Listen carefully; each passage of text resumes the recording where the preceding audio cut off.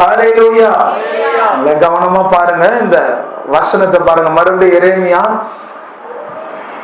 51:1 வாசிங்க. கர்த்தர் சொல்லுகிறது என்னவென்றால், இதோ நான் பாபிலோனுக்கு விரோதமாகவும் எனக்கு விரோதமாய் எழும்புகிறவர்களின் மத்தியில் குடியிருக்கிறவர்களுக்கு விரோதமாகவும் அழிக்கும் காற்றை எழும்ப பண்ணி தூற்றுமாறை பாபிலோனுக்கு அனுப்புவேன். அவர்கள் அதை தூற்றி வெறுமையாக்கி போடுவார்கள். ஆபத்து நாளிலே அதற்கு விரோதமாய் சூழ்ந்து கொண்டிருப்பார்கள். ஆமா, ஹல்லேலூயா. கர்த்தர் சொல்லுகிறது என்னவென்றால், இன்றைக்கு இந்த திருச்சபைக்கு கர்த்தர் சொல்லுகிறது என்னவென்றால், இதோ நான் பாபிலோனுக்கு விரோதமாகவும், எதற்கு விரோதமா வருவாரா? பாபிலோனுக்கு விரோதமாகவும். அப்போ இந்த இடத்துல தேவ பிள்ளைங்க ரொம்ப குறைவு, ஆனா மற்றவர்கள் அதிகமா இருக்கிறார்கள். ஒரு பாபிலோனை போல, பாபிலோன் தேசத்திலே வாழ்ந்தவர்களை போல குடிப்பதும் வெறிப்பதும் பலவிதமான பாவங்களிலும் அக்கிரமங்களிலும் வாழ்ந்து கொண்டிருக்கிறவர்கள் நடுவிலே நாம் வாழ்ந்து கொண்டிருக்கிறோம். அல்லேலூயா, அல்லேலூயா.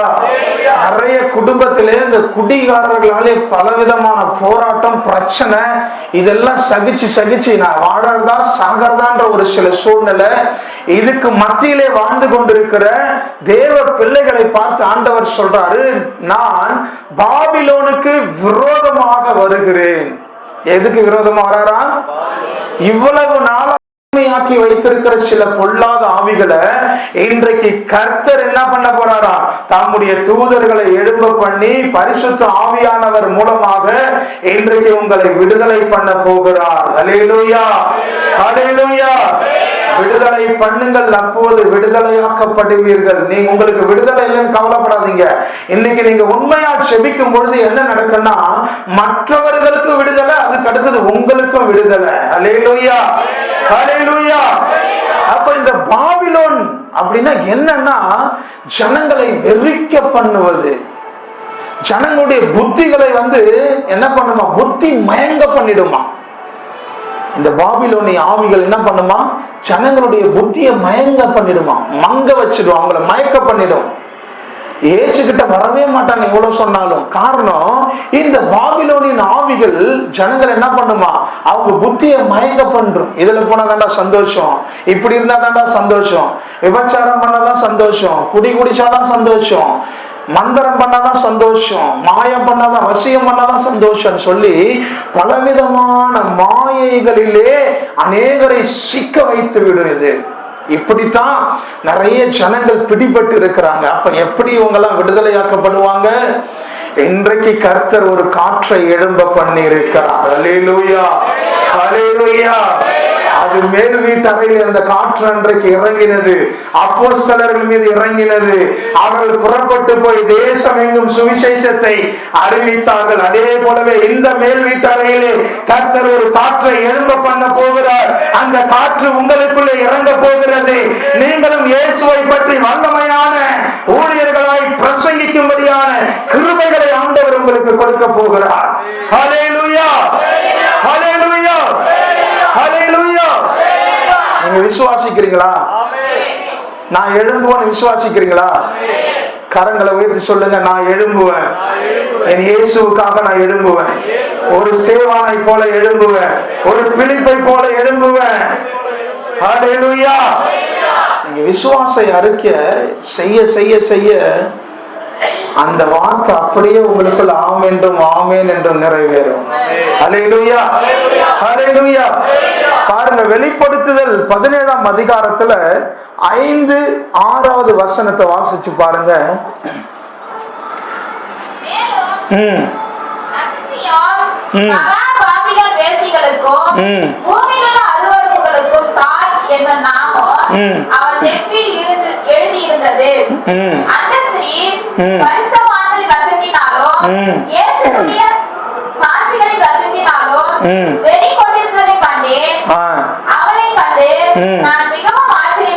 போதும், என்ன சொல்றாங்க பாத்தீங்களா?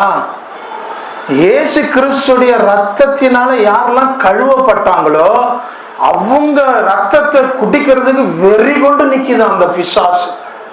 இந்த பாபிலோனின் ஆவிகள் இது எல்லாமே, வேசிகளுடைய கூடாரம் எல்லாமே இருக்கும். மாம்ச கிரியைகளை விட முடியாது, பாவத்தை விட முடியாது, ஒரு கோபத்தை விட முடியாது, கசப்பை விட நம்பர் 1 எதுனா கசப்பு இருக்கும். அவங்களுக்குள்ள என்ன இருக்கும்? மன்னிக்கவே முடியாது. ஆனா சொல்லுவாங்க, ஜெபம் பண்ணும்போது நான் அவளை மன்னிச்சிட்டேன் அப்படி சொல்லுவாங்க. ஆனா மன்னிச்சிட்டேன்னு சொல்லிட்டு அங்க போகும்போது என்ன கேட்டா இவ, இங்க போகும்போது அவன் என்ன கேட்டான், நானா மன்னிப்பேன் மனசுக்குள்ளே நினைச்சுட்டு போறது. இது நம்பர் 1. பிசாசு ஒரு மனுஷனுக்குள்ள இருக்கிறான் அப்படின்றதுக்கு அர்த்தம் எதுன்னா, பயங்கரமான ஒரு கசப்பான வேறு முளைக்கும் உங்களுக்குள்ள இருந்து. இந்த கசப்பு உங்களை விட்டு மறையலன்னா கண்டிப்பா நீங்க நினைச்சுக்கலாம் உங்களுக்குள்ள பிசாசு இருக்கிறான். அல்லேலூயா. எத்தனை பேர் இந்த இடத்துல நீங்க கசப்போட இருக்கிறீங்க?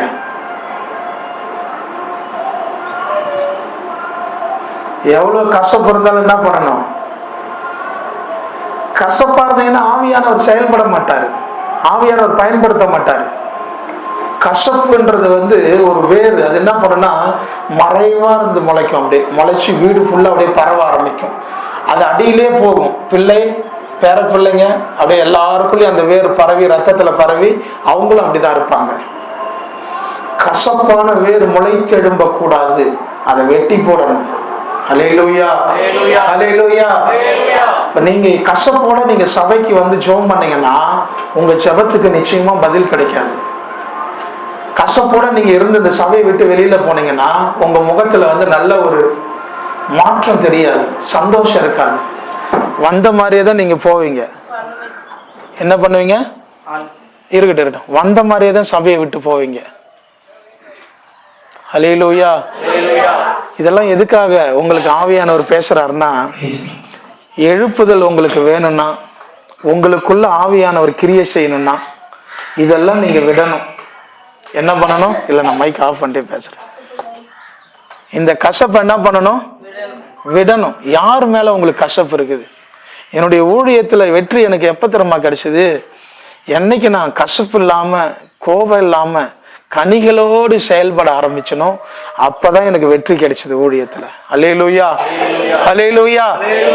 அற்புத அடையாளம் நடக்கும். அதை பார்த்து நம்ம நல்லவங்க நினைக்க முடியாது. ஒரு மனுஷன் மனம் திரும்புறான் பாரு, நீங்க சொல்றதை கேட்டு, அதுலதான் ரட்சிப்பே இருக்குது. அல்லேலூயா. நிறைய பேர் சொல்லுவாங்க, இந்த சர்ச்சைக்கு வாடான்னு சொன்னா வரவே மாட்டேங்கிறான் இவன். நானும் எத்தனை டைம் சொல்றேன், எத்தனை டைம்னாலும் வரவே மாட்டான். ஏன் தெரியுமா? நீ பேசும்போதே அவனை கோபமா தான் பேசுவ, அவன் மூக்குகளை குத்துற மாதிரியே போய் பேசுவ. இவன் திருந்த மாட்டான். இவன் சில பேர் சொல்லுவாங்க, உங்க வீட்டுக்கார சர்ச்சைக்கு கூடணும், அந்த ஆள் திருந்தவே மாட்டான் ஐயா. ஒரு அம்மா அப்படிதான் சொன்னாங்க, அந்த ஆள் திருந்தவே மாட்டான் ஐயா, எத்தனை ஜென்மையா இருந்தாலும் திருந்த மாட்டான்னு சொன்னாங்க. அந்த அம்மாவுக்கு ஜெபம் பண்ணி அனுப்பிச்சாங்க, வா அடுத்த வாரம் உங்க வீட்டுக்காரர் வருவான்னு சொல்லி ஜெபம் பண்ணி அனுப்பிச்சான். இந்த அம்மாவுக்கு தெரியாமலே அந்த வீட்டுக்காரர் வந்துட்டாரு. அப்படின்னு சொல்றாங்க, அவன் திருந்த மாட்டான் ஐயான்னு சொன்னாங்க. பக்கத்துல நிக்கிறாரு அவரு. இப்படி பார்த்தாங்க பாரு, கண்ணை திறந்து அப்படின்னாங்க. அப்ப பாருங்க, நம்ம சொல்லிலாம் திருந்த மாட்டாங்க. உனக்குள்ள ஆவியானவர் இருந்தாருன்னா கண்டிப்பா உங்க மனம் திரும்புவாங்க. அல்லேலூயா, அல்லேலூயா. யாராலையும் திருத்த முடியாது. புரியுதா? அப்படி திருத்த முடிஞ்சதுன்னா இயேசு தேவையில்லை. நம்மளே என்ன பண்ணலாம், போயிட்டு எல்லா இடத்துலயும் பணத்தை செலவு பண்ணி வாங்க வாங்க நான் உங்களை திருத்துறேன் வாங்கன்னு கூட்டின்னு இந்த ஊர்ல இருக்கிறவங்க எல்லாரையும் கூட்டின்னு திருத்தி அனுப்பிச்சு விடலாம். முடியாது. ஒரு மனிதன் மனம் திரும்ப வேண்டுமானால் இயேசு சொன்னால் மட்டும்தான் அந்த மனுஷன் மனம் திரும்புவான். அல்லேலூயா. அப்படி எப்படி இயேசு பேசுவார்? உனக்குள்ள இருந்து இயேசு பேசுவார். உனக்குள்ள இருந்து ஆவியின் ரூபத்தில் இருந்து அவர் பேசுவார். நான் போகிறேன், ஒரு தேற்றரவாளனை உங்களுக்காக அனுப்புவேன். அவர் உங்களுக்குள்ளே வரும் பொழுது நீதியை குறித்தும் நியாயத்தை குறித்தும் நியாய தீர்ப்பை குறித்தும் உங்களுக்கு கண்டித்து உணர்த்துவார். இயேசு கிறிஸ்துடைய ஆவியானவர் உள்ள இருந்தார்னா எப்படி இருப்பாரா? நீதியை குறித்து பேசுவார். இப்படித்தான் உண்மையா வாழணும், இப்படித்தான் இருக்கணும்னு பேசுவார். நியாயத்தை குறித்து பேசுவார். நீ செஞ்சதெல்லாம் நியாயம் இல்ல, ரெண்டு பக்கம், ஒரு பக்கம் நீ தான் பண்ற, இன்னொரு பக்கம் பேசுற தப்பு. நியாய தீர்ப்பை குறித்து கண்டித்து உணர்த்துவார். இந்த பாவத்தை செஞ்சா தண்டனை வரும் நிச்சயமாக. அல்லேலூயா. நித்திய ஜீவனுக்கு போக முடியாது. அல்லேலூயா, அல்லேலூயா. இப்படி ஆவியானவர் ஒரு மனிதனுக்குள்ள இருக்கும் பொழுது இந்த 3 விதமான காரியங்களை குறித்து ஆவியானவர் கண்டித்து உணர்த்துவாராம். அல்லேலூயா. அப்ப சில பேர் எப்பயுமே கண்டித்து உணர்த்திட்டே இருப்பாங்க, ஆனா அவங்க திருந்தவே மாட்டாங்க. அப்படிலாம் இருக்கக்கூடாது. ஒரு விஷயத்தை நம்ம ஒருத்தவங்களுக்கு சொல்றோம்னா அதுல ஃபர்ஸ்ட் நம்ம ட்ரெயின் அப் ஆகணும். ஒரு சாமியார்கிட்ட ஒரு பையனை கூட்டு போனாங்களாம். எங்க? சாமியார்கிட்ட. சாமியார, என் பையன் சக்கரை சாப்பிட்டே இருக்கணும், எப்ப பார்த்தாலும் ஒரு நாளைக்கு 2 கிலோ 3 கிலோ சக்கரை சாப்பிட்றான், இந்த பழக்கத்துல இருந்து அவனால விடுதலை கிடைக்கல சாமி, என்ன சாமி பண்றதுன்னு. சாமியார் இப்படி பார்த்தாராம். பார்த்துட்டு 1 மாசம் கழிச்சு வான்னு சொன்னாராம். கூட்டு போயிட்டாங்களாம். 1 மாசம் கழிச்சு மறுபடியும் வந்தாங்களாம். மறுபடியும் வந்த உடனே சாமியார, என்ன சாமி இப்போ சரியாயிடுமான்னு சொல்லி கேட்டோடனே கொஞ்ச நேரம் சாமியார் பார்த்துட்டு போயிட்டு வாமா மறுபடியும் சொல்லிட்டாராம். இது போல அவர் சொல்லிட்டு அப்ப சில மாதங்களுக்கு பிறகு மறுபடியும் அந்த தம்பியை கூப்பிட்டு வந்தாங்களாம். என்ன சாமி எப்போ வந்தாலும் போயிட்டு வாங்க போயிட்டு வாங்க போயிட்டு வாங்கன்னு சொல்றீங்க, எப்பதான் என் பையன் திருந்துவான்னு கேட்டோடனே அவர் சொன்னாராம், தம்பி இனிமேல் பட்டு நீ சக்கரை சாப்பிடக்கூடாதுன்னு சொல்லினாராம். என்ன சொன்னாரா? தம்பி இனிமேல் பட்டு சக்கரை சாப்பிடக்கூடாதுப்பான்னு சொன்னாராம். சொன்ன இந்த ஒரு வார்த்தை தானா. அவன் அதே போல கேட்டுட்டு போயிட்டாங்களாம். போயிட்டு வான்னு சொன்னானே வீட்டுல போய் சர்க்கரையே சாப்பிடலையாம். அவங்களும் வேணும்னே சர்க்கரையை வாங்கி வாங்கி வைக்கிறாங்கன்னா சாப்பிடவே இல்லையா. இந்த அம்மாவுக்கு ஒண்ணுமே புரியல. இந்த சாமியார்கிட்ட நான் ஃபர்ஸ்ட் டைமே போனேன், அப்பயே இந்த ஆள் ஒரு வார்த்தை இந்த வார்த்தையை சொல்லியிருந்தாங்க, அப்பயே சொல்லியிருந்தா இவ்வளவு அலைச்சல் எனக்கு இருந்திருக்காது. ஏன் அந்த ஆள் இப்படி என்ன அலைய வச்சு இந்த டைம் வரும்போது சொல்லி அனுப்புனா அவங்களுக்கு ஒரே குழப்பமா இருந்துச்சான். சாமியாரை விடவே கூடாதுன்னு சொல்லிட்டு சாமியார்கிட்ட போனாங்களாம். சாமி எனக்கு ஒரு ரகசியத்தை சொல்லுங்கன்னு கேட்டாராம். என்னம்மான்னு கேட்டாராம். ஏன் நீங்க ஃபர்ஸ்ட் டைமே சக்கரை சாப்பிடாத தம்பின்னு சொல்லி அனுப்ப வேண்டியதானே, ஏன் இத்தனை முறை போக வச்சுட்டு சக்கரை சாப்பிட சொன்னீங்கன்னு. அந்த சாமியார் சொன்னாராம், உன் பையனை போலதான் நானும் சக்கரை சாப்பிடுவேன், அந்த பழக்கத்துல நானும் அடிமையா இருந்தேன், அதனால நானும் அதை அப்படியே சொன்னா அவன் கேட்க மாட்டான். அதனாலதான் நான் அந்த சக்கரை சாப்பிடுறத நிறுத்துறதுக்கு சில மாசம் டைம் எடுத்து அதுல இருந்து வெளியில வந்துட்டேன். அதுக்கப்புறம் நான் சொன்ன தம்பி நீ சக்கரை சாப்பிடக்கூடாதுன்னு, அதனாலதான் அந்த வார்த்தைக்கு அவன் கீழ்ப்படிஞ்சான்னு சொல்லி அனுப்புனாரு. அல்லேலூயா, அல்லேலூயா. இது போலதான் தேவனுடைய பிள்ளைங்க, டேய் கோவப்படாதடா, டேய் சண்டை போடாதடா அப்படின்னு சொல்லிட்டு இவங்களும் சண்டை போடுவாங்க நின்றுகிட்டு. இப்படி சொன்னா அவன் கோவப்பட்டு தான் இருப்பான், அவன் நீ சொல்றதே கேட்க மாட்டான். அப்ப யாருக்கு? அவங்களுக்கு நம்ம எப்படி இருக்கணுமா? முன் உதாரணமா இருக்கணும், சாட்சியா நிக்கணும், நல்ல கனி கொடுக்கணும். இப்படி இருந்தோம்னா நாம சொல்லுகிற வார்த்தைக்கு அப்படியே கீழ்ப்படிவார்கள். அல்லேலூயா, அல்லேலூயா. சொல்றது உங்களுக்கு புரியுதா? தாய்மார்களுக்கு எல்லாம் புரியுதா? எத்தனை பேருடைய அம்மாவுடைய பிள்ளைங்க எல்லாம் அங்க உட்காந்துக்கிறீங்க? உங்க பொண்ணு கிட்ட கேட்டா தெரியும். வீட்டுல அம்மா எப்படி எழுதி கேட்டா பத்தாது டைம், அதை எழுதுறதுக்கு டைம் பத்தாது. வாய்ஸ் ரெக்கார்டிங் போட சொல்லணும், அதுதான் கரெக்டா இருக்கும். அல்லேலூயா. அதனால நம்ம பிள்ளைங்களுக்கு என்ன பண்ணுமா?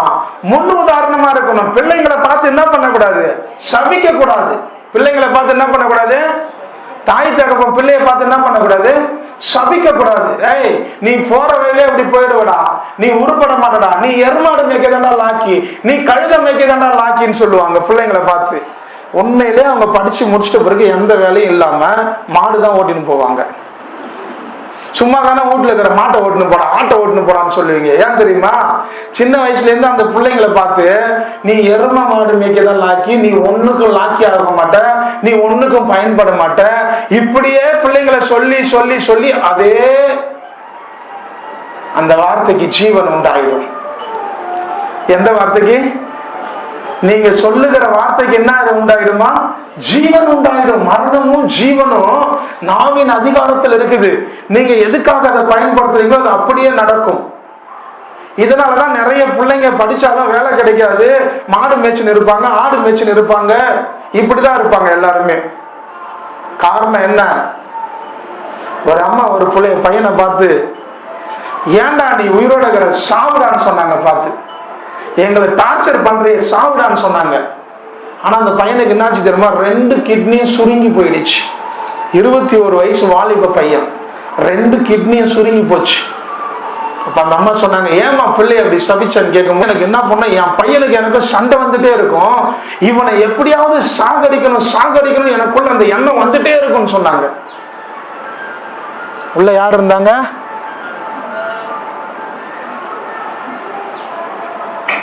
அவளுடைய நெற்றியில என்ன எழுதி இருந்தான்?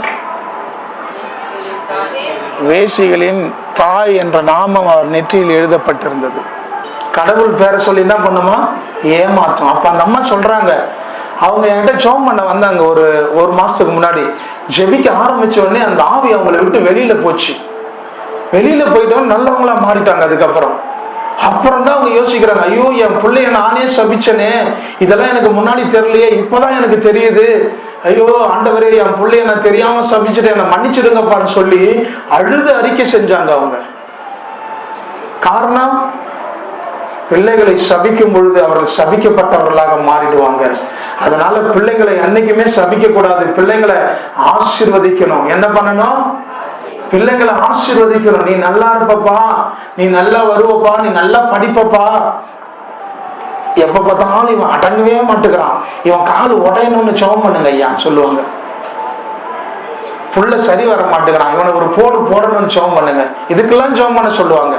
எதிர் வீட்டுக்காரங்க கொஞ்சம் சாணியை உங்க வீட்டுல தெளிச்சுட்டாங்கன்னா அதுக்கு ஒரு முட்டி போட்டு ஒரு ஜெபம். ஆண்டவரு, என் வீட்டு வாசல்ல அவன் சாணி தெளிக்கிறான் ஆண்டவரு, என் ஊர்லாம் வீணா போகுது ஆண்டவரு, என் வீட்டுல அந்த தண்ணி எல்லாம் வருது ஆண்டவரு, அவள் காலை முறியும் ஆண்டவரு. மந்திர பில்லி சூனிய ஜெபம் நம்ம தான் அதிகமா பண்ணுவோம். அப்படிலாம் பண்ணக்கூடாது, அதெல்லாம் ஆண்டவர் கேட்க மாட்டாரு. அல்லேலூயா, அல்லேலூயா. அவன் போகும்போது அந்த ஸ்கூட்டர்ல அடிபட்டு செத்துருன்னு ஆண்டவரே ஜெபம் பண்ணுவாங்க. இப்படிலாம் தேவ பிள்ளைங்க ஜெபம் பண்றாங்க. இந்த சூனிய ஜெபம்லாம் பண்ணக்கூடாது தேவனுடைய பிள்ளைங்க. ஒருத்தவங்களுக்கு கோபம் வந்துருச்சுன்னு சொல்லிட்டு அந்நிய பாஷையில திட்டுறாங்க, கரமரனா தக்க ரத்தரமான, அப்படியே மூஞ்சில குத்துற மாதிரியே போறாங்க. கிக்கர காமரா கோரத்தரபாது. இந்த அம்மா என்ன பண்ணுது ஒண்ணும் புரியல. நான் கொஞ்ச நேரம் அப்படி பார்த்துன்னு நிக்கிறேன், பயந்துட்டேன் நானு. என்ன பண்றாங்க இவங்க ஒண்ணும் புரியல. இவங்க ஜபத்தை பார்த்தா பல்ல கடிச்சுக்கிட்டு பண்றாங்க, அப்படி கடிச்சிடுவாங்க போல எதிர்க்க. முடிச்சிட்ட பிறகு கேட்டாங்க, அம்மா நீங்க எதுக்காக இப்படி சோமனீங்க? ஐயா அந்த ஆள் மேல எனக்கு கோபம் ஐயா, அதனால பண்ண ஐயா ஜபம், அந்நிய பாஷை ஜபம் பண்றாங்க பாரு ஜபம். அம்மா ஓ வாய் அப்படி கிழிக்கிற மாதிரிடா, அது அந்நிய பாஷையில பேசுறாங்க. ரக்கரா துறமா ரான்றாங்க. அப்படி அப்படியே ஐயோன்னு சொல்லிட்டு பயந்து ஓடி போய் நிக்கிறேன் நானே ஒரு பக்கம் ஜெபம் பண்ணிட்டு. எனக்கு ஒன்றும் புரியல. ஆவியான்ட்ட கேட்டேன், என்ன ஆண்டவர் அவ கோபத்துல பேசுறா, என்னன்னு கூட்டு கேளுன்னு சொல்றாரு. முடிச்ச பிறகு கூப்பிட்டு, சிஸ்டர் வாங்க, எதுக்கு நீங்க இப்ப ஜெபம் பண்ணீங்கன்னு. அந்த ஆள் மேல எனக்கு கோபம் ஐயா, அந்த கோபத்துலதான் அப்படி பண்ண நான். ஏமா நீ கோபம் வந்தா இப்படிதான் பேசுயா, யாரும் கண்டுபிடிக்க கூடாது ஐயா, அதனால அந்நிய பாஷையிலே ஜெபம் பண்றது. இதெல்லாம் உண்மையா நடந்த சம்பவம், உங்ககிட்ட கதை சொல்லல. நான் போற சர்ச்சில் அப்படியே நடந்த சம்பவம். இதெல்லாம் 100க்கு 100 உண்மையா நடந்தது, கூட்டி குறைச்சல நான் சொல்லல, அப்படியே நடந்தது. இப்படிலாம் ஜெபம் பண்றாங்க, இப்படிலாம் நடக்கிறாங்க. ஆண்டவர் பார்த்துட்டு இதுல என்ன பண்ணுவார் சொல்லுங்க பாப்போம். நான் எதுக்கு இந்த அந்நிய பாஷையை கொடுத்தேன், ஆனா இவங்க எதுக்கு பேசுறாங்க பாரு. பக்கத்து வீட்டுக்காரன் கால் உடைக்கிறதுக்கும், வாசல்ல கொல்லிக்காரன் சண்டை போடுறான் அவனை வந்து முறிச்சு போடுறதுக்கும் அந்நிய பாஷை ஜெபம் பண்ண உட்காந்துக்கிறான்னு ஆண்டவரே துக்கப்படுவாரு. அல்லேலூயா, அல்லேலூயா. இப்படிலாம் நீங்க என்ன பண்ணக்கூடாது, இருக்கக்கூடாது. அதுக்குதான் உங்களுக்கு இதை சொல்றது. அங்க இருந்து ஏன் இங்க சொல்றேன்னா, இங்க சில பேர் இருப்பீங்க, அதனால நீங்க அப்படி இருக்கக்கூடாதுன்றதுக்காக தான் ஆவியானவர் உங்களோடு பேசி கொண்டிருக்கிறாரு. நான் எடுத்துட்டு வந்த டாபிக் வேற, ஆனா அவர் மறுபடியும் வேற பேசிட்டே இருக்கிறாரு. அல்லேலூயா, அல்லேலூயா. உங்க இருதயம் பண்படுத்தப்பட்டுடுச்சுன்னா உங்களுக்கு விதைக்கிற விதைகள் 30, 60, 100 மடங்கு பலன் கொடுக்கும். இருதயம் பண்படுத்தப்படாம இருக்கிறதுனாலதான் எவ்வளவு விதைச்சாலும் அந்த விதை என்ன ஆகுது, இந்த சர்ச்சை விட்டு வெளியில போன உடனே பறவை வந்து என்ன பண்ணுது, கொத்திட்டு போயிடுறான் எல்லாத்தையும். என்ன சொன்னாங்க சர்ச்சில், அங்க சொன்னாங்க பாரு ஒரு காமெடி அந்த அம்மாவை பத்தி, அது சூப்பரா இருந்துச்சு. அந்நிய பாஷை ஜெபம் பண்ணாங்க பாரு, அந்த அம்மாவை பத்தி சொன்னாரு பாஸ்டர், அது சூப்பரா இருந்துச்சுன்னு சொல்லுவாங்க. வசனம் என்ன தெரியாது. ஹல்லேலூயா, ஹல்லேலூயா. பறவை கொத்திட்டு போக என்ன பண்ணக்கூடாது? விடக்கூடாது. அப்படி விடக்கூடாம இருக்கணும்னா இருதயத்தில் சுத்தமுள்ளவர்கள் பாக்கியவான்கள், அவர்கள் தேவனை தரிசிப்பார்கள். ஹல்லேலூயா. சுத்த இருதயம் உள்ள இஸ்ரவேலருக்கு என் கர்த்தர் எப்பொழுதும் நல்லவரா இருக்கிறார். பாருங்க, ஒரு இருதயத்தை சுத்தம் பண்ணா ஆண்டவர் எப்படிலாம் கிரியை செய்யறாரு பாரு. உன் இருதயம் சுத்தமா இருந்துச்சுன்னா கர்த்தர் உனக்கு எப்பவுமே நல்லவரா இருப்பாராம். பாருங்க எவ்வளவு அதிர்ஷ்டமான வாய்ப்பு பாருங்க. இயேசு நமக்கு எப்பவும் நல்லவரா இருந்தாருன்னா நம்மள எந்த பிசாசும் தொட முடியாது, எந்த ஆசீர்வாதத்தை அழிக்கவும் முடியாது. அல்லேலூயா, அல்லேலூயா. அதுக்கு அவர் கேட்கறது என்னன்னா, வெளிப்புற தோற்றத்தை நீங்க சுத்தமாக்குறது கிடையாது, உங்கள் உட்புறத்தின் பாத்திரத்தை நீங்கள் சுத்தப்படுத்த வேண்டும். எங்க சுத்தமா இருக்கணுமா? இயேசு கிறிஸ்து எதிர்பார்க்கிற சுத்தம் உட்புறத்துல பாக்குறாரு, இருதயத்துல பாக்குறாரு. இருதயம் சுத்தமா இருந்துச்சுன்னா இயேசு உங்களுக்கு எப்பவும் நல்லவராக இருப்பாரா. அல்லேலூயா. ஒரு விபத்து வர நேரத்துல தடுத்து நிறுத்திடுவாரு. உங்களுக்கு விரோதமா ஒரு சூனியம் பண்ணும் போது அதை அழிச்சிருவாரு. உங்களுக்கு விரோதமா சில மனிதர்கள் ஆலோசனை போட்டு உங்களை அழிக்கலாம் நினைச்சு வரும்போது அதை நிர்மூலமாக்கிடுவாரு. எதுவுமே உங்க கண்ணுக்கு தெரியாது, எல்லாமே நல்லதா தான் நடந்து இருக்கும். அப்ப என்ன பண்ணலாம்? ஏரியல் பவுடர் வாங்கிட்டு வாங்க, இல்ல சர்ஃப் எக்ஸல் வாங்கிட்டு வாங்க, இன்னைக்கு சுத்தமாக்கிடலாம். சுத்தப்படுத்திடலாமா? ட்ரெஸ்ஸை தான் சுத்தப்படுத்தலாம் அந்த பவுடர்லாம் வச்சுக்கிட்டு. இருதயத்தை சுத்தப்படுத்த முடியாது. அப்படி தெரிஞ்சிருந்தா என்ன பண்ணுவாங்க? ஒரு பிரஷ் எடுத்து இப்படி உள்ள விட்டு இப்படி இப்படி தீர்த்துவாங்க வச்சு. இதை சுத்தமாக்க முடியாது. சமாதானம் வேணும்னா கூட நீங்க கடையில போயிட்டு ஒரு 50 ரூபா கொடுத்து எனக்கு சமாதானம் வேணும்னு வாங்கிட்டு வர முடியாது. அன்பு வேணும்னா கடையில போய் ஒரு 100 ரூபாய் கொடுத்து அன்பு வேணும்னு வாங்கிட்டு வர முடியாது. இதெல்லாம் எங்க இருந்து வருதான்? பரத்தில் இருந்து கொடுக்கப்படுகிறது. இந்த பூமியில இருந்து இதெல்லாம் வராது. அல்லேலூயா. நன்மையான எந்த ஈவுகளும் பூர்ணமான எந்த வரணும் அது பரத்திலிருந்து ஜோதிகளின் பிதாவின் இடத்திலிருந்து இறங்கி வருகிறதா. அல்லேலூயா. ஒரு மனிதனுடைய இருதயம் மாறணும்னா நம்மால முடியாது, இயேசு கிறிஸ்துவால மட்டும்தான் அது முடியும். அல்லேலூயா, அல்லேலூயா. அதனால ஆண்டவர் உங்ககிட்ட எதிர்பார்க்கிற சுத்தம், இருதயத்திலே பரிசுத்தமாய் நாம் இருக்க வேண்டும். அப்ப ஆவியானுடைய வார்த்தைகளை கேட்க கேட்க கேட்க உங்கள் இருதயத்தை அவர் பரிசுத்தமாக்கி விடுவார். அல்லேலூயா, அல்லேலூயா.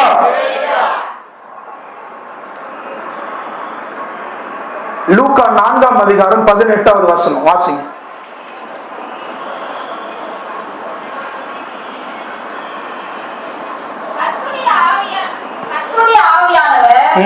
என் மேல் இருக்கிறார், தரித்திரருக்கு சுவிசேஷத்தை பிரசங்கிக்கும்படி என்னை அபிஷேகம் பண்ணினார். இருதய நறுங்குண்டவர்களை குணமாக்கவும், சிறைப்பட்டவர்களுக்கு விடுதலையையும், குருடருக்கு பார்வையையும் பிரசித்தப்படுத்தவும், நொறுங்குண்டவர்களை விடுதலையாக்கவும், கர்த்தருடைய அனுக்கிரக வருஷத்தை பிரசித்தப்படுத்தவும் என்னை அனுப்பினார் என்று எழுதியிருக்கிற இடத்தை அவர் கண்டு வாசித்து புஸ்தகத்தை சுருட்டி பணியின் காரனுக்கு கொடுத்து உட்கார்ந்தார். ஆமென். அல்லேலூயா, அல்லேலூயா. இயேசு கிறிஸ்து எதற்காக இந்த பூமிக்கு வந்தார்? தரிசனங்களை நிறைவேற்றுவதற்காக வந்தார் இயேசு. அல்லேலூயா. அதுல ஒரு தரிசனம் என்னன்னா, கர்த்தருடைய ஆவியானவர் என் மேல் இருக்கிறார். ஒரு மனுஷனுக்குள்ள கர்த்தருடைய ஆவியானவர் இருந்தார்னா அவங்க ஃபர்ஸ்ட் சொல்றதே என்னன்னா, தரித்திரர்களுக்கு சுவிசேஷத்தை அறிவிப்பார்கள். அல்லேலூயா. என்ன பண்ணுவாங்களாம்? தரித்திரருக்கு சுவிசேஷத்தை பிரசங்கிக்கும்படி என்னை அபிஷேகம் பண்ணினார். இயேசுவை அபிஷேகம் பண்ணி அனுப்புறது எதுக்குன்னா, தரித்திரர்களுக்கு சுவிசேஷத்தை அறிவிக்க வேண்டும். அல்லேலூயா, அல்லேலூயா. பணம் இல்லாதவங்க தரித்திரர் கிடையாது, பணம் இருந்தும் தரித்திரர்கள் இருக்கிறாங்க.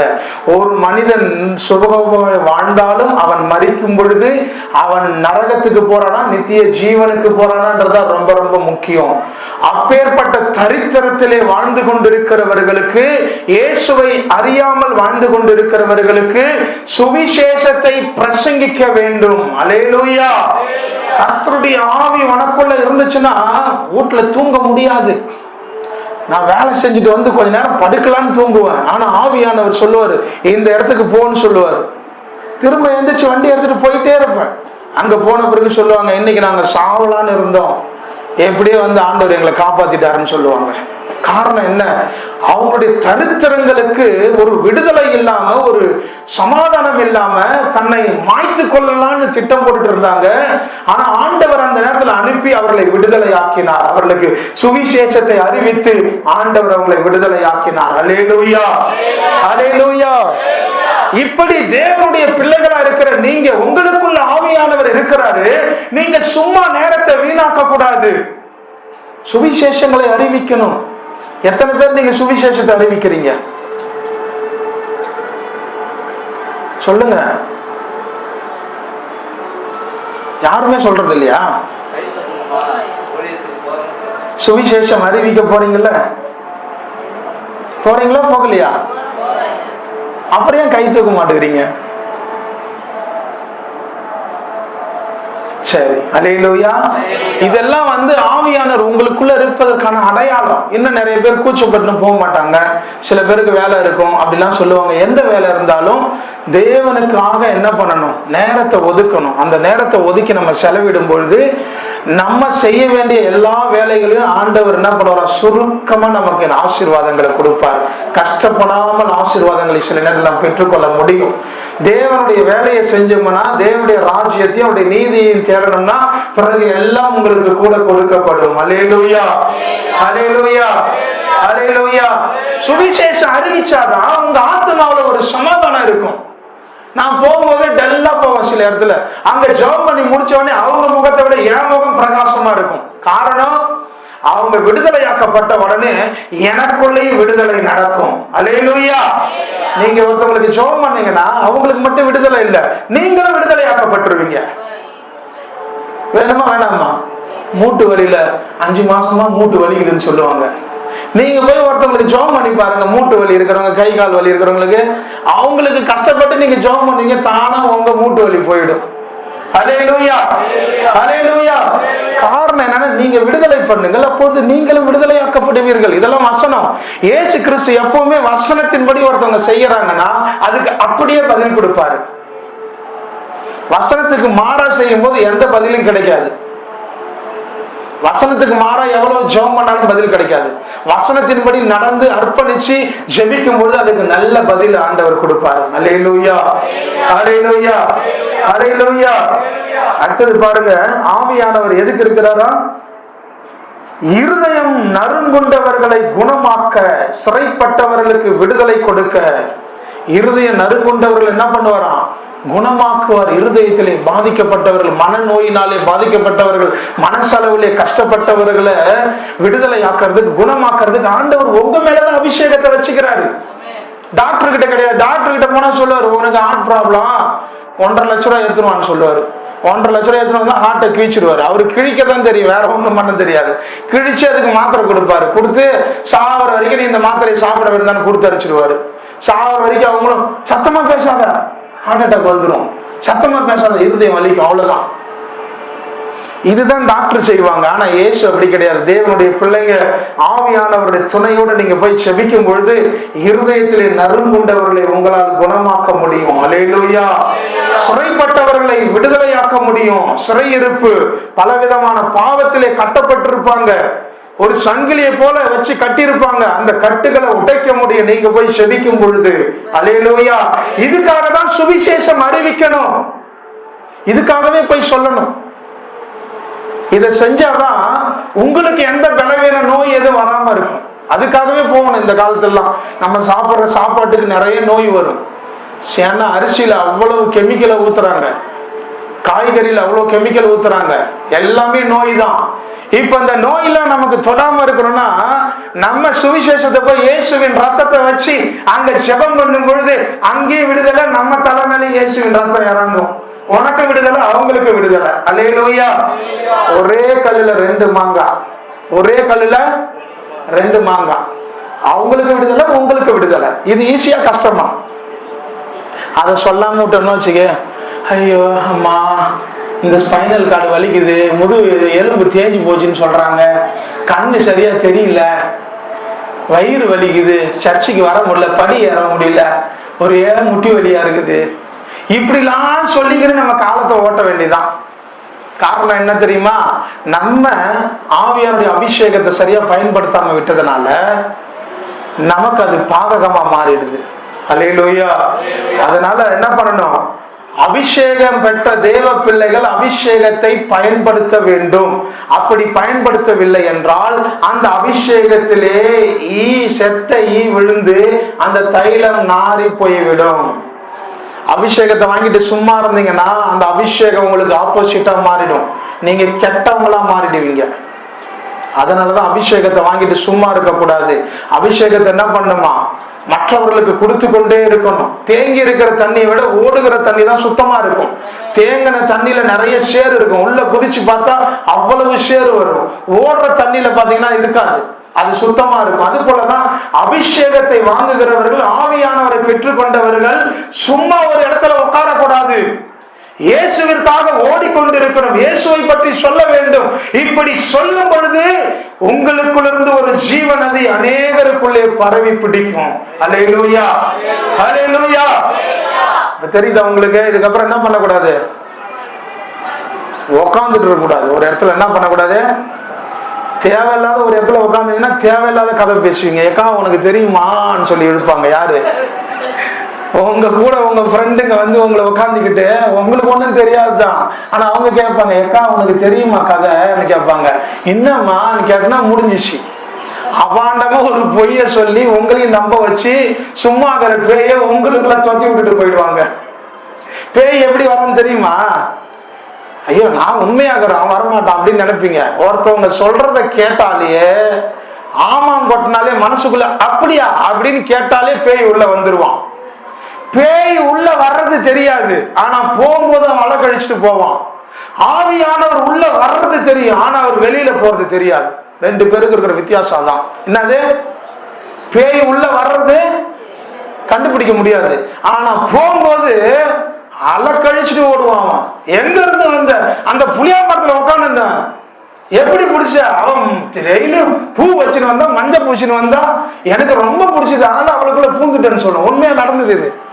போ வெளியில சொன்னா அவ சொன்னாதான் நான் போவேன், அழுவு உட்காந்துக்கிட்டு. அதுக்கப்புறம் அந்த பொண்ணுக்கு மூஞ்சில தண்ணி தெளிச்சு நீ சொல்லுமான்னு சொன்ன பிறகு, அப்புறம் சொன்ன பிறகு இப்ப போன்னு சொன்னே தொப்புன்னு தள்ளிட்டு ஓடுறோம். எப்போ வந்துச்சு இது? எனக்கு தெரியாது. ஆவியானவருக்கும் பேய்க்கு இருக்கிற வித்தியாசம், அசுத்தாவிக்கும் பரிசுத்தாவிக்கும் வித்தியாசம் இதான். பேய் உள்ள வரும்போது தெரியாது, ஆவியானவர் உள்ள வரும்போது தெரியும். அதனாலதான் ஆவியானவர் பெற்றுக்கொள்ளும் போது அபிஷேகம் உங்க மேல இறங்கும் பொழுது உங்க சரீரத்தால தாங்க முடியாது. அதனாலதான் எல்லாம் என்ன பண்ணுவாங்க? கை தட்டி நிக்க முடியாது, விழுவாங்க. அதே ஆவியானவர் வெளியில போகும்போது தெரியாது, ஆனா பேய் வெளியில போகும்போது தெரியும். இதுதான் வித்தியாசம், ரெண்டு பேருக்கு இருக்கிற வித்தியாசம். அதனால இதை நீங்க ரொம்ப ஜாக்கிரதையா கவனிச்சு ஆவியானவர் என்ன பண்ணும்? கனம் பண்ண வேண்டும். கடைசி ஒரு வசனம் நான் சொல்றேன், யோவான் 5ஆம் அதிகாரம் 23, 24 வாசிங்க.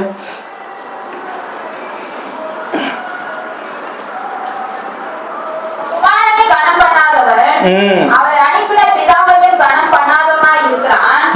என் வசனத்தை கேட்டு என்னை அனுப்பினவரை விசுவாசிக்கிறவனுக்கு நித்திய ஜீவன் உண்டு. அவன் ஆக்கின தீர்ப்புக்கு உட்படாமல் மரணத்தை விட்டு நீங்கி ஜீவனுக்கு உட்பட்டிருக்கிறான் என்று மெய்யாகவே உங்களுக்கு சொல்லுகிறேன். ஆமென், அல்லேலூயா. குமாரனை கனம் பண்ணாதவன் என்னையும் என்ன பண்ண மாட்டான்? கனம் பண்ண மாட்டான். இயேசு கிறிஸ்துவை வந்து மெய்யான தெய்வம் என்று யார் அறிக்கை செய்யாம இருதயத்துல நினைக்காம இருக்கிறாங்களோ அவங்க உண்மையா தெய்வத்தை கும்பிட மாட்டாங்க, பிதாவையும் ஏற்றுக்கொள்ள மாட்டாங்க. வாயில சொன்னாலும் அது பொய். அதுக்கு கீழே சொல்றாரு, என் வசனத்தை கேட்டு என்னை அனுப்பினவரை விசுவாசிக்கிறவனுக்கு நித்திய ஜீவன் உண்டு. எதை கேட்டு? என் வசனத்தை கேட்டு என்னை அனுப்பினவரை விசுவாசிக்கிறவனுக்கு நித்திய ஜீவன் உண்டு. அவன் ஆக்கினை தீர்ப்புக்கு உட்படாமல் மரணத்தை விட்டு நீங்கி ஜீவனுக்கு உட்பட்டு இருக்கிறான் என்று மெய்யாகவே மெய்யாகவே உங்களுக்கு சொல்லுகிறேன். அல்லேலூயா. இயேசு சில இடத்துல தான் சொல்லுவார் மெய்யாகவே மெய்யாகவே 2 டைம் சொல்லுவார், சில இடத்துல 1 டைம் சொல்லுவார். அப்ப இந்த மெய்யாகவே மெய்யாகவே சொல்றாருன்னா இது 100க்கு 100 கண்டிப்பா இது அப்படியே ஆகும், அப்படியே நடக்கும், இது அப்படியே நீங்க கேட்கணும். அல்லேலூயா. என் வசனத்தை கேட்டு அவருடைய வார்த்தைகளை கேட்டு அதன்படி நடக்கிறவர்களுக்கு நித்திய ஜீவன் உண்டு. அல்லேலூயா. பரலோக ராஜ்யத்துக்கு நம்ம போகணும்னா ஞானஸ்தானம் எடுத்துட்டா மட்டும் போக முடியாது. ரட்சிக்கப்பட்டு எத்தனை வருஷம் ஆச்சுன்னு சொல்லுவாங்க, 25 வருஷம் ஆகுது ரட்சிக்கப்பட்டுன்னு சொல்லுவாங்க. ஆனா மனம் திரும்பவே மாட்டாங்க. எங்களுக்குன்னு பரலோகத்துல ஒரு இடம் இருக்கும், ஒரு இடமும் இருக்காது. இயேசு கிறிஸ்து ரட்சிப்பை எதுக்கு கொடுத்தாருன்னா உன் பாவத்திலிருந்து நீ மனம் திரும்புவதற்காக ரட்சிப்பை கொடுத்தாரு. அதோட அந்த வேலை முடியல. அதுக்கப்புறம் இந்த ரட்சிப்பு ஒவ்வொரு நாளும் பூரணமடையணும், ஒவ்வொரு நாளும் பரிபூர்ணமா ரட்சிப்பு உண்டாகணும். முடிவு பரியந்த நிலைத்து நிற்கிறவனே ரட்சிக்கப்படுவான். ரட்சிப்புன்றது என்னது? நீ கடைசி வரைக்கும் இந்த வார்த்தையை கேட்டு இந்த வார்த்தையின்படி தன்னை மாற்றிக்கணும், என்னை திருத்திக்கணும், இன்னும் என் குறை என்ன, என் தவறு என்னன்னு சொல்லி யார் ஒருத்தவங்க ஆர்வமா திருந்துறாங்களோ அவங்களுக்கு தான் ஒரு நித்திய ஜீவனை வச்சிருக்கிறாரு. நீங்கெல்லாம் ஞானஸ்தானம் எடுத்துட்டீங்க, ஒரு பிரச்சனையும் கிடையாது, நீங்க எல்லாம் நேரா பரலோகத்துக்கு நான் உங்களுக்கு டிக்கெட் போட்டு வச்சுக்கிறேன், என்னைக்கு நீங்க மதிச்சாலும் நேரா பரலோகத்துக்கு போயிடலான்னு சொன்னாங்கன்னா போக முடியாது. நிச்சயமா போக முடியாது. பேசினுங்கிற நானே இந்த வார்த்தை கீழ்ப்படியலனா முடிவு பரியந்த நான் நிலைச்சு நிக்கலாம், நானே போக மாட்டேன். அல்லேலூயா.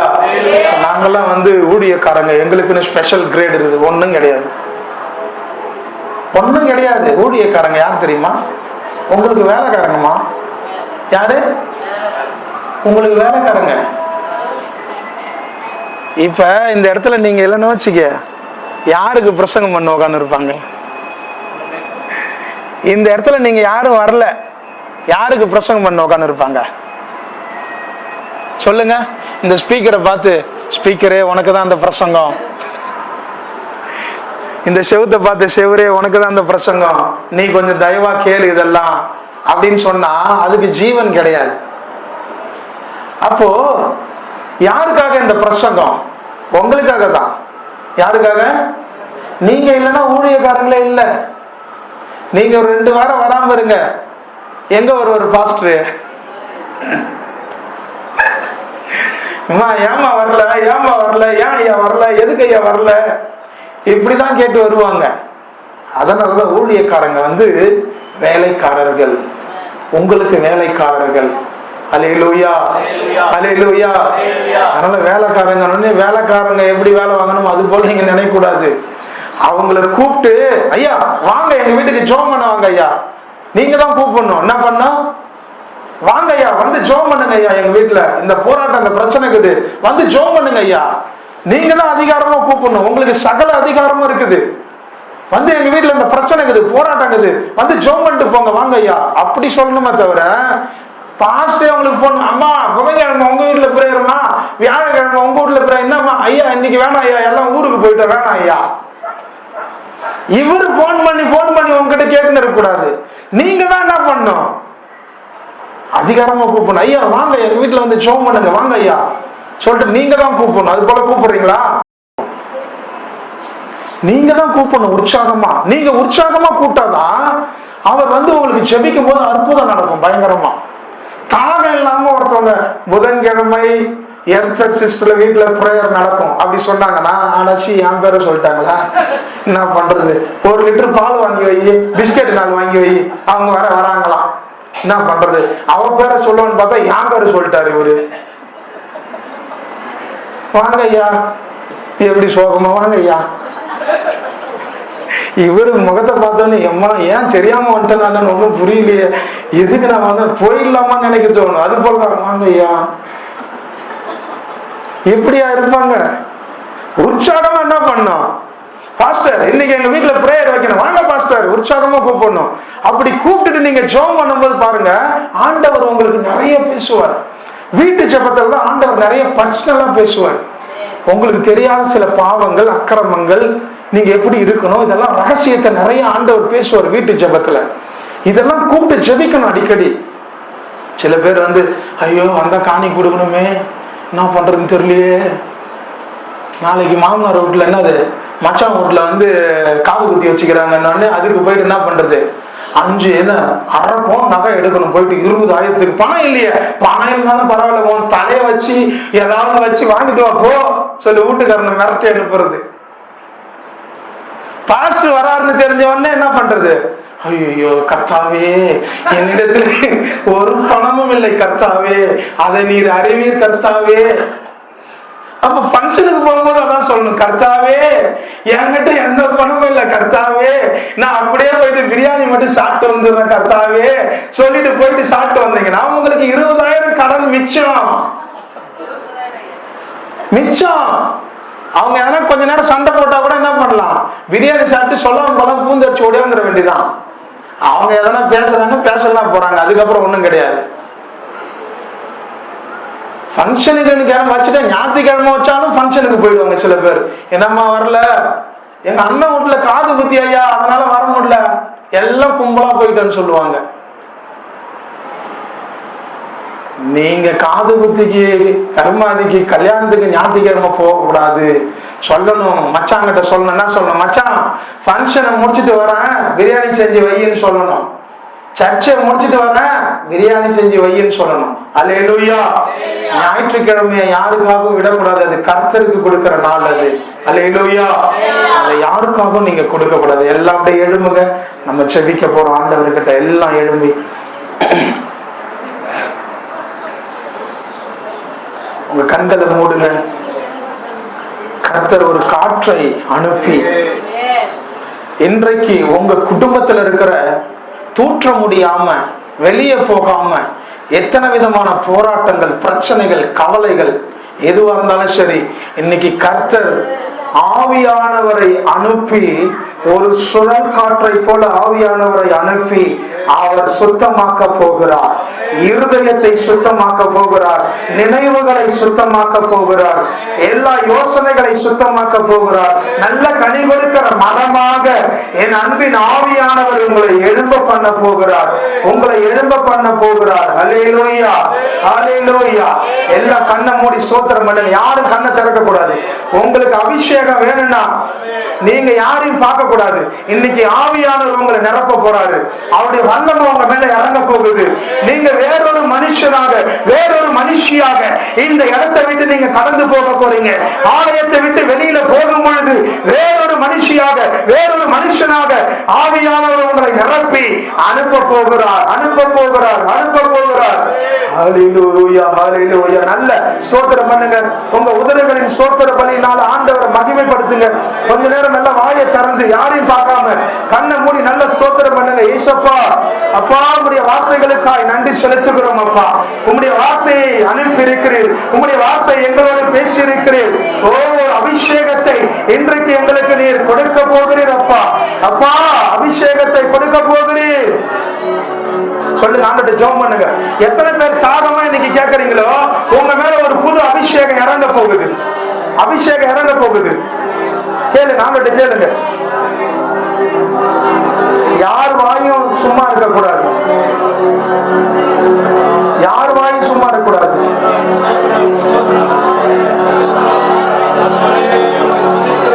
நல்ல வாயை திறங்க, உன் வாயை விரிவாய் தர, அதை நன்மையினாலே நிரப்ப வந்திருக்கிறார். எத்தனை தீமைகள், எத்தனை சுழல் காற்றை போன்ற பிரச்சனைகள், எத்தனை விதமான போராட்டங்கள் இருந்தாலும் இன்றைக்கு ஆவியானவர் எங்கு உண்டு அங்கு விடுதலை உண்டு.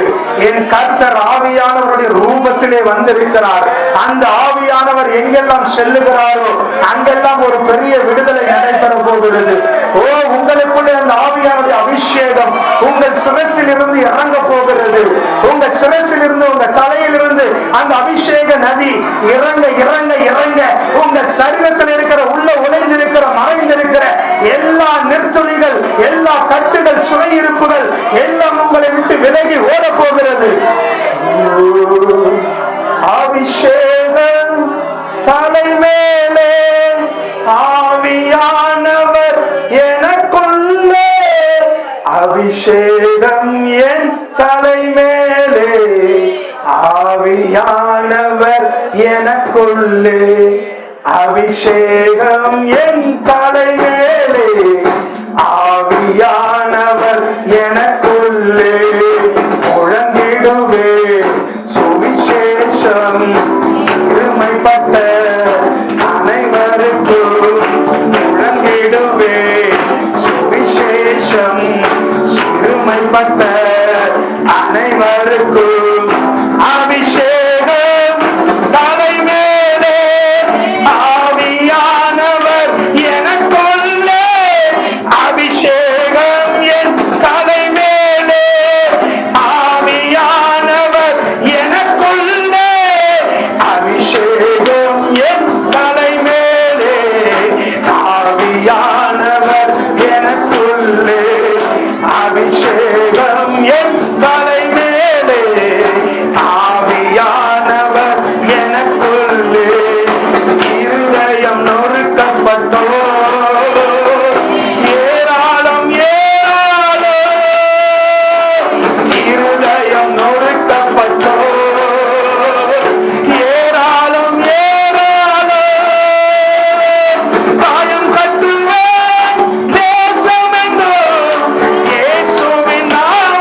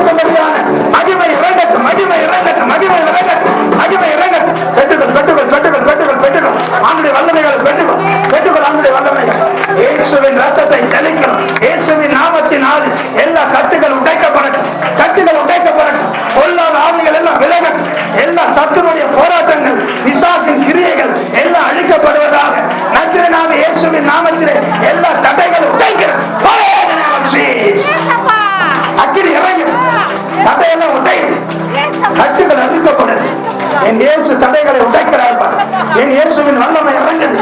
ஓ, எல்லா சத்துருடைய போராட்டங்கள் அழியுது. பிசாசு பிடித்திருந்த ஒவ்வொருவரையும் என் கர்த்தர் விடுதலையாக்குறார். எல்லா அந்தகார கட்டுகள் இருந்து விடுவிக்கிறார். எல்லா அசுத்த கட்டுகள் வெளியேறுகிறது. பலவீனத்தின் கட்டுகள், எல்லா நோயின் கட்டுகள், சரீரத்தை பிடித்திருக்கிற எல்லா கட்டுகள் இப்போது கவிழ்க்கப்படுகிறது.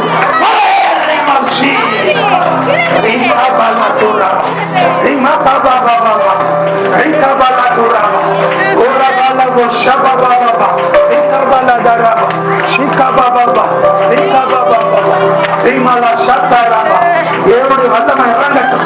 இந்த சபையாண்டவர் கர்த்தருடைய வல்லமையினாலே நிரப்பப்பட்ட சபையாக, தேவ அக்கினியிலே நிரப்பப்பட்டவர்களாக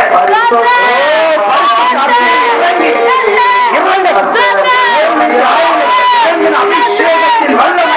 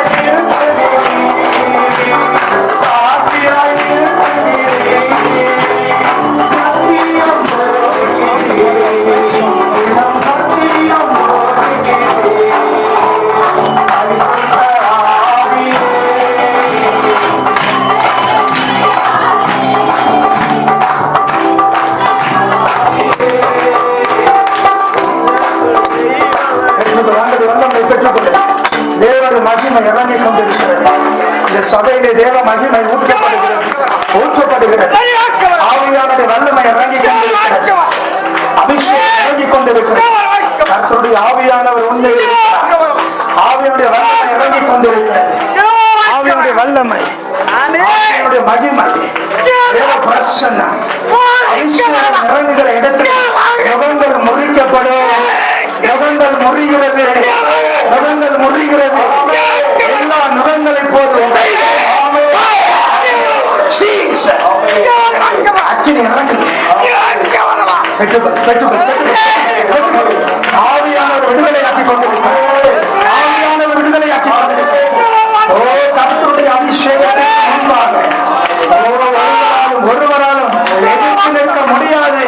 எதிர்த்து நிற்க முடியாது. இயேசு எல்லாவற்றிலும் பயங்கரமானவர். இயேசு பெரியவர். மகிமை பெரியது. வல்லமை பெரியது. ஏற்றுக்கொள் ஆண்டவருடைய வல்லமையை. நீ கர்த்தருக்கென்று பிரகாசிப்பாய். கர்த்தருக்கென்று நீ வெளிச்சமாய் இருப்பாய்.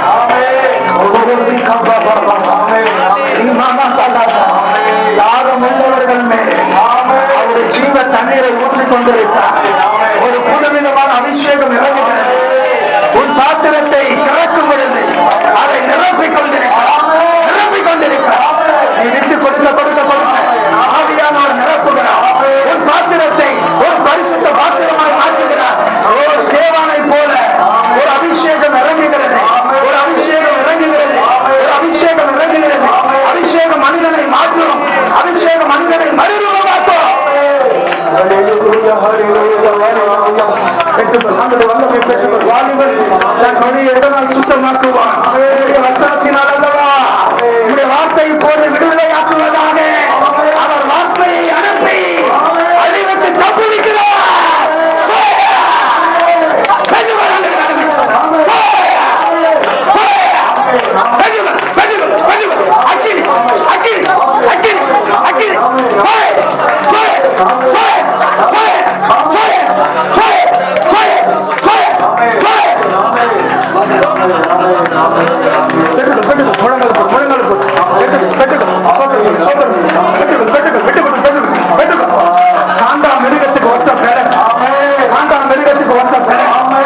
யாரையும் பார்க்காம ஒரு காட்டாற்று வெள்ளத்தை போல புறப்படும்படியான ஒரு அபிஷேகம், ஒரு தைலம் ஊற்றப்படுகிறது, ஒரு அபிஷேகம் இறங்குகிறது. ஓ சத்துருடைய பிடரிகளை முறிக்கும்படியான ஒரு அபிஷேகம் உண்மையை இறங்கி கொண்டிருக்கிறது. பெற்றுக்கொள் அந்த வல்லமை, பெற்றுக்கொள் அந்த அபிஷேகத்தை. எழுந்து பிரகாசிப்பாய். தேவனுடைய சுடர்களின் பட்டயமாய் நீ புறப்படுவாய். அபிஷேகம் உன்னை நடத்த கட்டுகள் உடைகிறது, கட்டுகள் உடைகிறது. இயேசுவின் ரத்தத்தினாலே மீட்டெடுக்கப்பட்ட அபிஷேகம், ரத்தத்தினாலே விளக்கரையும் குறித்து சிந்தப்பட்ட ரத்தத்தினாலே அபிஷேகத்தை கொடுத்தார். அபிஷேகம் இறங்குகிறது.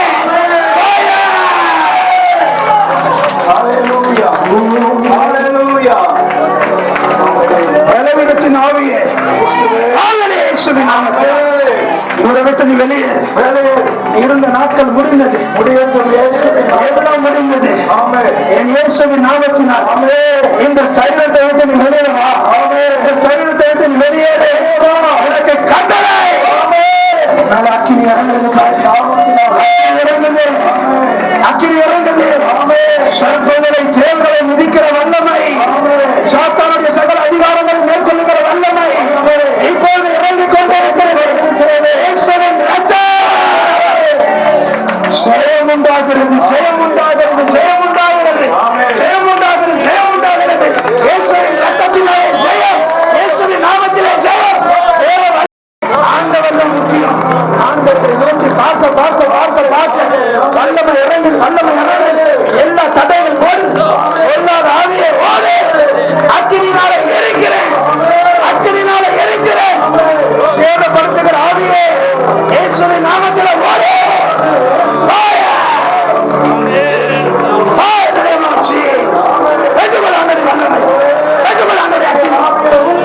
இருக்கிற இடத்துல பிசாசு நிக்க முடியாது, பிசாசோட இருக்க முடியாது. வெளியேறு, வெளியேறு. இயேசுவின் நாமத்திலே வெளியேறு. அக்கினி, அக்கினி, அக்கினி, அக்கினி.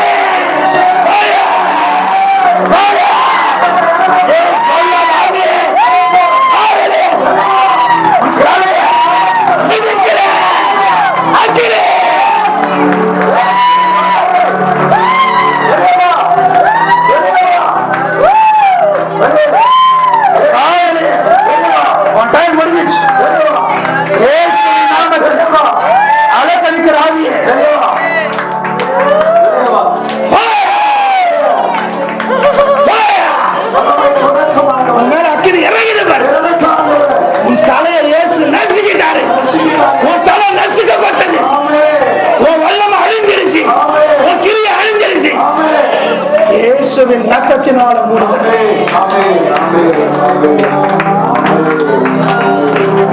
ஹல்லேலூயா, ஹல்லேலூயா, ஹல்லேலூயா, ஹல்லேலூயா, ஹல்லேலூயா, ஹல்லேலூயா, ஹல்லேலூயா, ஹல்லேலூயா. தேவனுடைய முழங்கள் நிரப்புங்கப்பா. இவர்கள் சபைக்கு எல்லாம் இவர்கள் தூணா நிக்கணும். இவர்கள் எல்லாம் தூணா நிக்கணும். எழுப்புங்க, உங்க அபிஷேகத்தை கொடுத்து வாலிப பிள்ளை எழுப்புங்க. இறங்கட்டு ஒரு அபிஷேகம். வானம் திறக்கப்பட்டிருக்கிறது. தேவனுடைய காற்று காற்றை எழும்ப பண்ணி கொண்டிருக்கிறார். என் கர்த்தர் காற்றை எழும்ப பண்ணி கொண்டிருக்கிறார். பரிசுத்த ஆவி என்ற காற்று இந்த சபையிலே வீசிக்கொண்டிருக்கிறது. இந்த சபையிலே வீசிக்கொண்டிருக்கிறது. உன் மீது இறங்கிக் கொண்டிருக்கிறது. ஆவியானவர் உன்னை தொடுகிறார். அக்கினி இறங்குது. தேவ அபிஷேகம் இறங்குது. உன் கட்டுகள் எல்லாம் உடையுது. நீ கட்டப்பட்டிருந்த கட்டிலிருந்து இன்றைக்கு ஆவியானவர் உன்னை விடுவிக்கிறார். உன் கட்டுகளை அறுக்கிறார்.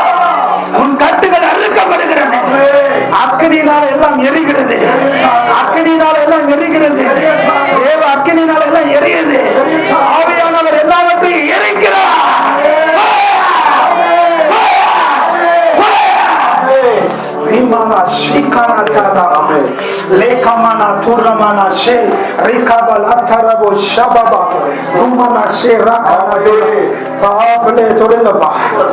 பிள்ளைகளை எடுத்து பயன்படுத்துங்க.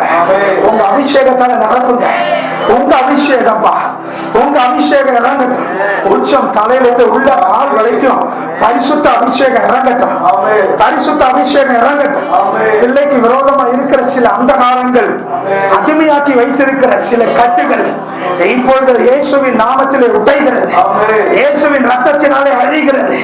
இயேசுவின் நாமத்திலே நிர்மலமாகிறது. கர்த்தர் கட்டுகளை அவிழ்க்கிறார். என் கர்த்தர் கட்டுகளை அவிழ்க்கிறார். சிறையிருப்பையின் கட்டை அறுக்கிறார். எல்லா துருப்பிடித்த சங்கிலிகள் அறுக்கப்படுகிறது. இயேசுவின் நாமத்தினாலே எல்லாம் அறுந்து கொண்டிருக்கிறது. அக்கினி இறங்கி எல்லாவற்றையும் சுட்டி எரிக்கிறது. மகளை ஆசீர்வதிங்க. கிருபை சூழ்ந்து கொள்ளும். தேவனுடைய அக்கினி இறங்கட்டும். அபிஷேகத்தால நிரப்புங்கப்பா. உங்க அபிஷேகம் இறங்கட்டும். அந்த மகள் மீது உங்க வல்லமை இறங்கட்டும். உங்க தழும்புள்ள கரம், அழிப்பாய்ந்த கரம், உங்க பிள்ளைகளுக்காகவே சிந்தப்பட்ட ரத்தம் இறங்கிக் கொண்டிருக்கிறது. இயேசுவின் ரத்தம் இறங்குகிறது. கல்வாரியிலே இயேசு உனக்காய் சிந்தின ரத்தத்தின் மூலமாக உனக்கு விரோதமாக இருக்கிற துரைத்தனங்கள், அதிகாரங்கள், எதிரடையாய் நிற்கிற எல்லாவற்றையும் அவர் சிலுவையிலே ஆணி அடித்து உறிந்து கொண்டாரே. அந்த ஜெயம் எடுத்த வல்லமை இப்பொழுது உன் மீது இறங்கிக் கொண்டிருக்கிறது. உனக்கு ஜெயம் கொடுக்கும்படியாக, உன் தோல்வி வெற்றியால் மாறும்படியாக என் ஆவியானவர் உன்னை தொடுகிறார். பெற்றுக்கொள்ள வல்லமை, பெற்றுக்கொள்ள வல்லமை. நன்றி அப்பா. நன்றியோடு பலவீனப்படுத்துகிற ஆவிகள் இப்போவே விலகட்டும். இந்த குடும்பத்தை விட்டு வெளியேறட்டும். சமாதானத்தை கெடுக்கிற ஆவிகள் இயேசுவின் நாமத்திலே இந்த சரீரத்தை விட்டு, இந்த குடும்பத்தை விட்டு இப்போவே நீ புறப்பட்டு என்று உனக்கு காட்டளை விடுக்கிறேன்.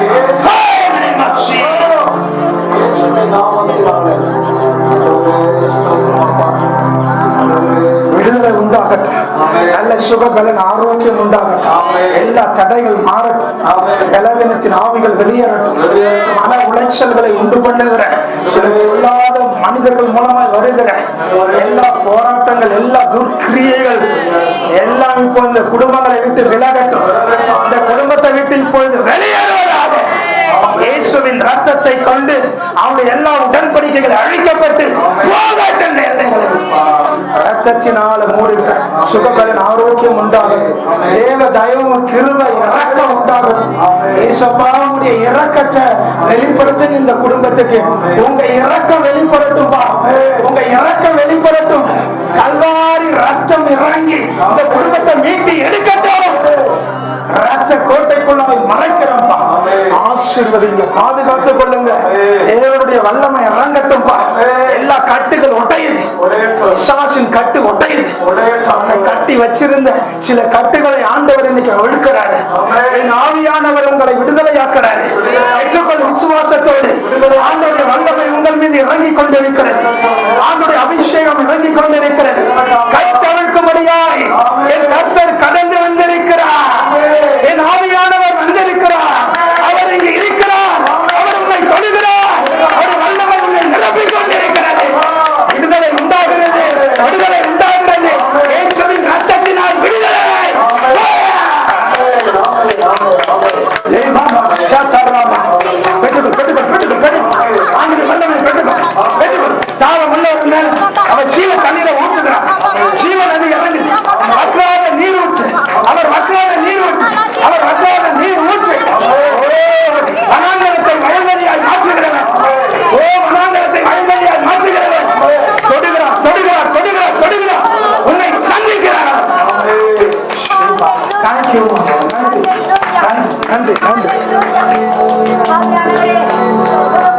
நன்றி அப்பா.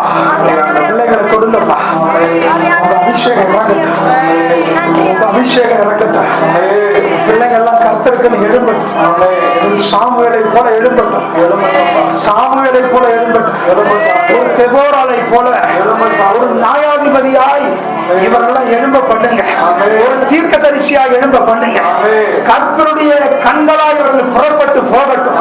கர்த்தர் வெளிப்படுத்துகிற காரியங்களை பார்த்து சொல்லுகிறவர்களாக என் கர்த்தர் யோவேல் 2:28 சொல்லப்பட்டபடி மாம்சமான யாவர் மேலும் என் ஆவியை ஊற்றுவேன், கடைசி நாளில என் ஆவியை ஊற்றுவேன், அப்பொழுது உடைய குமாரன் குமாரத்திகள் தீர்க்க தரிசனம் உரைப்பார்கள், வாலிபர்கள் தரிசனங்களை காண்பார்கள்.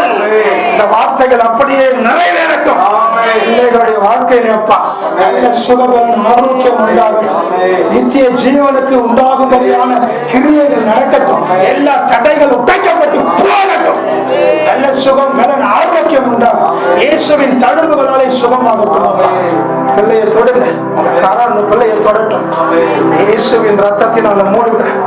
நல்ல ஞானத்தின் கிருபைகளை கொடுங்கப்பா. தேவ தயவு வெளிப்படட்டும். ஆசீர்வதிக்கிற பாதுகாத்துக் கொள்ளுங்க. இயேசுவின் ரத்தம் அன்பு மகளுக்காய் செபிக்கிறோம்.